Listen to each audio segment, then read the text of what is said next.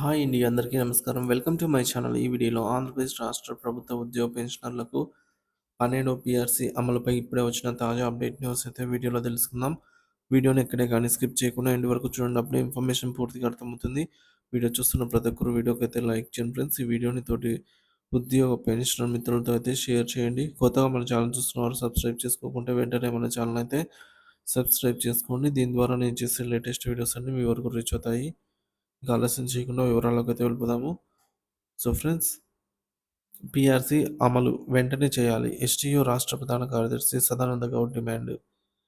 రాష్ట్ర ఉపాధ్యాయులు ఉద్యోగుల దీర్ఘకాలిక సమస్యలను పరిష్కరించడంలో ప్రభుత్వం చిత్తశుద్ధి చూపాలని రాష్ట్ర ఉపాధ్యాయ సంఘం ఎస్టీయూ రాష్ట్ర ప్రధాన కార్యదర్శి జి సదానంద గౌడ్ హితవు పలికారు. శనివారం పట్టణంలోని ఓ పాఠశాలలో నిర్వహించిన ఎస్టీయూ జిల్లా కౌన్సిల్ సమావేశంలో ఆయన ఈ మేరకు ముఖ్య అతిథిగా పాల్గొన్నారు. సో, పీఆర్సీని వెంటనే అమలు చేయాలన్నారు. ప్రభుత్వం ఉద్యోగుల పీఆర్సీని తక్షణమే ప్రకటించాలని, ఆర్థిక సమస్యలను తగ్గించాలని డిమాండ్ చేశారు. పీఆర్సీపై నిర్లక్ష్యం చేయడం ఉపాధ్యాయులకు ఆర్థిక భద్రతను దెబ్బతీస్తుందని ఆగ్రహం వ్యక్తం చేశారు. అలాగే ఎస్ఎస్ఏ ఉద్యోగుల సమస్యలు మినిమం టైమ్ స్కేల్ ఎంటీఎస్ విధానాన్ని అమలు చేయాలని కోరారు.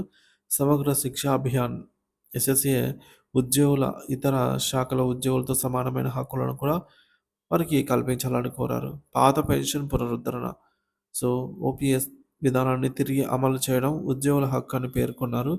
నూతన పెన్షన్ విధానం ఎన్పిఎస్ ఉద్యోగుల భవిష్యత్తుకు ముప్పని పాత పెన్షన్ పునరుద్ధరణకు ప్రభుత్వం వెంటనే చర్యలు తీసుకోవాలని ఈ మేరకు డిమాండ్ చేశారు. ఇకపోతే మోడల్ స్కూల్ ఉపాధ్యాయుల హక్కులు హెల్త్ కార్డులు అందించాలని, వారి ఆరోగ్య సమస్యలను ప్రధానంగా తీసుకోవాలని సూచించారు. మెడికల్ రియంబర్స్మెంట్ బిల్లులు త్వరగా చెల్లించేందుకు ఆన్లైన్ విధానం అమలు చేయాలనేది కోరారు. ఇక మధ్యాహ్న భోజన పథకంలో హెచ్ఎంల బాధ్యతలు. ఈ పథకంలో ప్రధాన ఉపాధ్యాయులు హెచ్ఎంలు ఇన్ఛార్జ్ ఉపాధ్యాయులపై అధిక భారం మోపడం అన్యాయమని అన్నారు. ఇక పథక నిర్వహణకు ప్రత్యేక సిబ్బందిని నియమించాలని సూచించారు.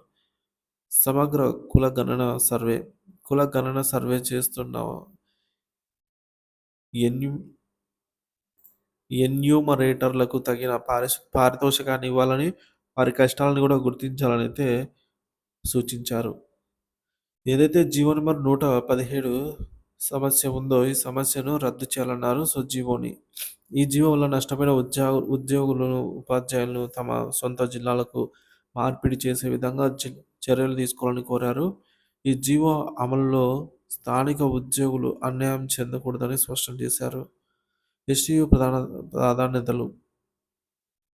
ఈ సమావేశంలో ఎస్టీయూ కార్యకర్తలు, ఉపాధ్యాయులు ఉద్యోగ హక్కుల పరిరక్షణ కోసం ఏకమై ఉన్నారు. రాష్ట్ర అధ్యక్షుడు వేణుగోపాల్, జిల్లా ప్రధాన కార్యదర్శి ఎండి షఫీ, రాష్ట్ర ఆర్థిక కార్యవర్గ సభ్యులు పవన్ కుమార్ తదితరులు అయితే ఈ కార్యక్రమంలో పాల్గొని ఉపాధ్యాయుల ఆంక్షలను అయితే వ్యాప్తి చేశారు.